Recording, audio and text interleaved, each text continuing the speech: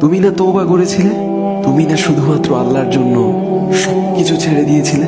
বুঝতে পেরেছিলে কোথায় তোমার আসল ঠিকানা? ভুলে গেছো? আবার কোন পাপ তোমায় গ্রাস করে নিল? তুমি তো সেই যে নিজের পাপের প্রতি অনুতপ্ত হয়ে সিজদায় পড়ে অঝরে কেঁদেছিলে।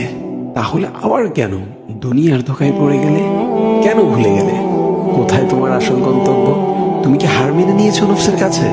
তুমি এত দুর্বল, ভুলে গেছো তুমি কার বান্দা? কে তোমার রব? তোমার রব তো সর্বশক্তিমান। সর্বশক্তিমানের বান্দা আবার কখনো দুর্বল হয় নাকি? মৃত্যু পর্যন্ত লড়ে যাও তুমি। শয়তানকে দেখিয়ে দাও তোমার ইমানের পাওয়ার।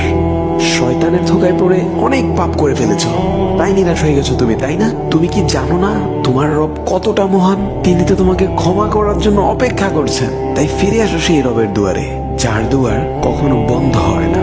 ভিডিওটি ভালো লাগলে একটি শেয়ার করে দিবেন, হয়তোবা আপনার একটি শেয়ারও কারো হেদায়েতের উসিলা বনে যাবে।